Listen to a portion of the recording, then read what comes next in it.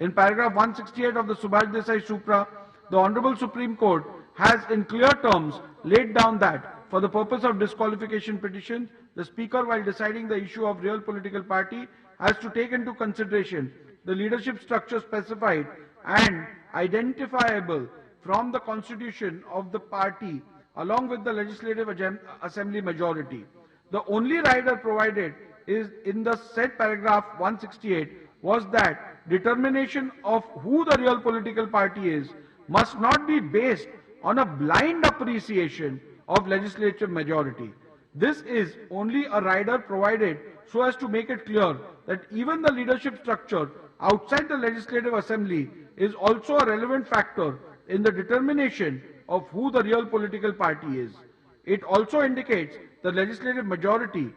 It also indicates that legislative majority is also a factor that is not prohibited from consideration. Thus, the submissions of the petitioner that legislative majority cannot be taken as a factor in arriving at a decision on the preliminary issue is not correct and hence rejected. Needless to mention that it is well settled by Supreme Court that where the question arises as to which group is the party, strength of each group becomes an important and relevant factor. It is thus obvious why the legislative majority becomes relevant creation to be taken into account to decide which faction is the real political party. In the present matter, the legislative majority is undisputed. The respondents claim that Ajit Pawar faction had the support of 41 out of 53 MLAs is not disputed by the petitioners. Even otherwise, the resolution dated 30th June 2022 passed by the Ajit Pawar faction shows that prior to joining the government, Ajit Pawar faction outnumbered the Sharad Pawar faction. It is also imperative to note that the very fact that the Sharad Pawar faction has filed disqualification petitions against 41 MLAs of the Ajit Pawar faction itself indicates the numerical strength of each faction. Further, the respondents' assertion that they have majority in the Legislative Assembly of Maharashtra, Legislative Council of Maharashtra and Legislative Assembly of Nagaland has not been disputed by the petitioners. It is made clear at this juncture that affidavits annexed by the respondents to the affidavit in lieu of examination in chief of Sri Anil Bhaidas Patil RW2 was not taken on record and thus not relied upon for my finding that prima facie Ajit Pawar faction had the legislative support. The respondents' assertion that even the vote share secured by the legislators supporting the Ajit Pawar faction is sustainably large than the legislators supporting the Sharad Pawar faction is also not disputed by the petitioners.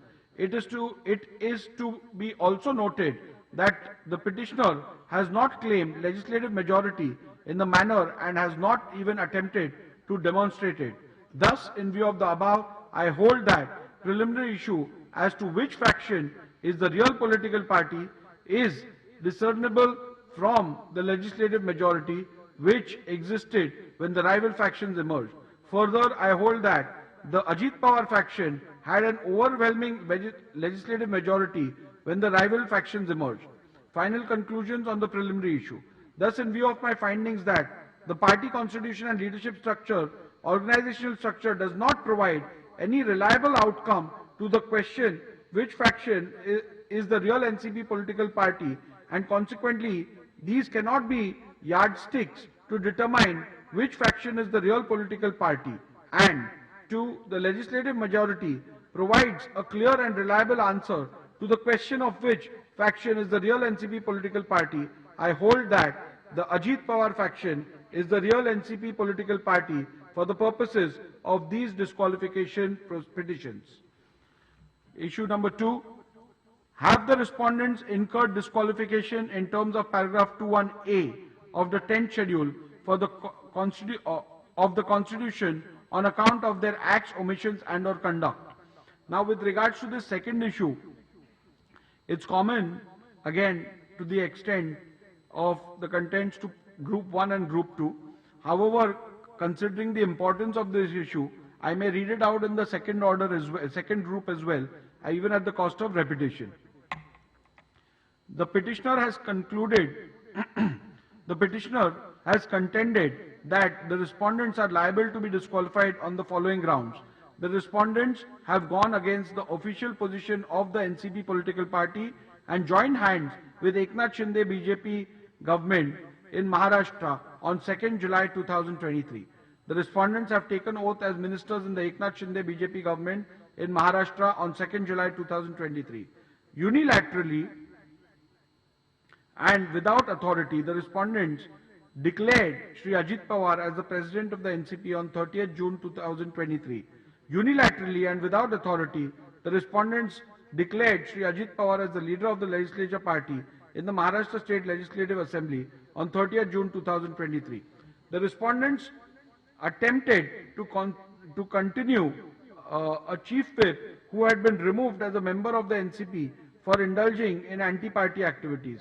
The respondents attempted to create confusion by opening party office without authority.